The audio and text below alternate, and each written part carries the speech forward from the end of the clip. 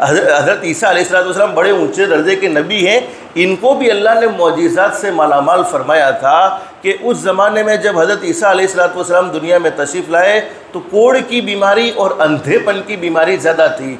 कोढ़ की बीमारी, कोढ़ यानी सफ़ेद सफ़ेद दाग हो जाते हैं, अंधेपन की बीमारी ज़्यादा थी। हज़रत ईसा अलैहिस्सलाम किसी अंधे के आंखों पर हाथ रख देते थे, अल्लाह उसको बीनाई अता फरमा देते थे। किसी कोढ़ी के बदन पर हाथ रख देते थे, अल्लाह उसे कोढ़ से नजात नसीब फरमा देते थे, कोढ़ से तंदुरुस्ती नसीब फरमा देते थे। हज़रत ईसा अलैहिस्सलाम किसी इलाके से गुज़र रहे हैं, वहाँ इन्होंने देखा कि ऊंचे ऊंचे पहाड़ और जहाँ तक नज़रें पहुँचती थी वहाँ तक लंबे लंबे पहाड़ उन्हें नज़र आते थे। हज़रत ईसा अलैहिस्सलाम ने वहाँ से रोने की और चीखने की और चिल्लाने की आवाज़ें सुनी।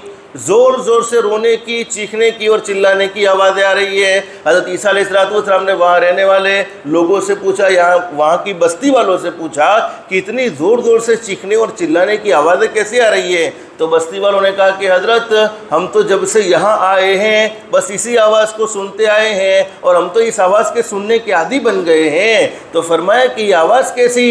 हज़रत ईसा अलैहिस्सलाम ने अल्लाह से दुआ की, इलाहुल आलमीन पहाड़ में बोलने की ताकत पैदा कर दे, मैं पहाड़ से बातें करना चाहता हूँ। और अल्लाह के लिए बोलो कोई मुश्किल?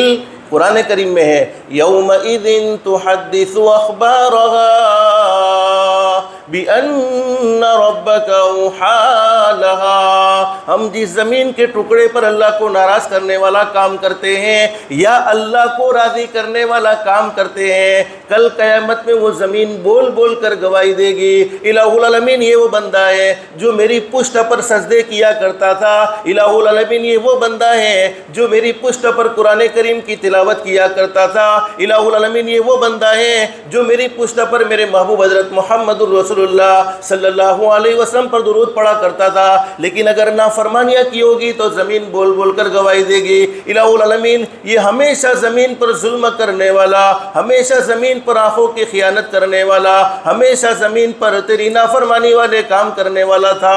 तो कुरान करीम में फरमाया कि ज़मीन बोलेगी। जब ज़मीन बोल सकती है तो बोलो पहाड़ नहीं बोल सकता? अब हज़रत ईसा अलैहिस्सलाम की दुआ को अल्लाह ने कबूल कर लिया। पहाड़ में से आवाज़ आई, अल्लाह के नबी ईसा पूछो क्या कहना चाहते हो? हज़रत ईसा अलैहिस्सलाम ने फरमाया, इतना ज़ोर ज़ोर से रोने की और चीखने की और चिल्लाने की आवाज़ें कैसी? तो पहाड़ ने क्या कहा कि ये सब पहाड़ रोते हैं। फरमाया क्यों रोते हैं? फरमाया कि यहाँ लोग हमें तराशते हैं, तराशते यानी छीलते हैं, और छील कर हमारे बुत बनाते यानी मूर्तियाँ बनाते हैं, और उन मूर्तियों की पूजा वो करते हैं अल्लाह को छोड़कर। हालांकि झुकना चाहिए बोलो किसके सामने?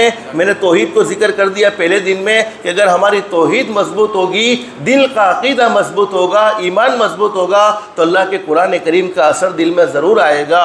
तो अल्लाह को छोड़कर मूर्तियों की पूजा करते हैं। अब वो पहाड़ कहता है कि अल्लाह के नबी ईसा ये मूर्तियों की पूजा करने वाले तो खुद जहन्नम में जाने ही जाने वाले हैं, लेकिन हमें ये डर है कि इनका ये अमल हमें जहन्नम में न पहुँचा दे, इसलिए कि हमने अल्लाह का फरमान सुना है, फत्तकुन्नार अल्लती वक़ूदुहन्नास वल हिजारा, जहन्नम का ईंधन इंसान और पत्थर होंगे। तंबीउल गाफिलीन में हज़रत फ़क़ी अबू लैथ समरकंदी रहमतुल्लाह अलैह ने लिखा है कि अल्लाह रब्बुल आलमीन ने हज़रत ईसा अलैहिस्सलाम की तरफ वही भेजी, मेरे नबी ईसा पहाड़ को तो बतला दो, वो तो बेजान है, उसके ऊपर कोई ज़ाती नहीं है। मेरे प्यारो, हम इंसान हैं जो अल्लाह से नहीं डरते, वरना हर मखलूक अल्लाह से डरती है, चाहे वो जानदार हो चाहे वो बेजान हो, हर मखलूक अल्लाह से डरती है। अल्लाह ने फरमाया मेरे नबी ईसा पहाड़ को बतला दो, उस पर तो कोई पकड़ नहीं, उस पर तो कोई जाती नहीं। लेकिन फ़क़ी अबू लैथ समरकंदी रहमतुल्लाह अलैह फरमाते हैं कि पहाड़ जिसको हम उठाने की ताकत नहीं रखते हैं, कोई एक आदमी क्या 50 आदमी मिलकर भी एक पहाड़ को नहीं उठा सकते हैं, फिर भी वो अल्लाह के खौफ से जहन्नम की आग से इतना डरता है। और हमें तो अल्लाह ने कमज़ोर पैदा किया, सिर्फ पैर में एक कांटा भी चुभ जाए जब तक उसको निकालते नहीं सुकून नहीं मिलता, फिर भी हम जहन्नम से कभी डरते नहीं हैं। अगर जहन्नम से डरते रमज़ान के महीने में हमारी नमाज कज़ा ना होती, जहन्नम से डरते, अल्लाह को नाराज़ करने के लिए कभी झूठ न बोलते, जहन्नम से डरते हमारे मुंह में कभी हराम के लुक़मे न लाते, जहन्नम से डरते कभी किसी के बारे में कोई गलत बात न कहते, जहन्नम से डरते कभी किसी के बारे में कोई गलत बात न सुनते। लेकिन क्यों सब कर रहे हैं हम, क्यों अल्लाह को नाराज़ कर रहे हैं, क्यों अपने रिश्ते को कुरान करीम से तोड़ रहे हैं? इसलिए कि जहन्नम से हमें डर नहीं, अल्लाह हमें खौफ नसीब फरमाए और अल्लाह आफियत के साथ जन्नतुल फिरदौस का दाखिला नसीब फरमाए।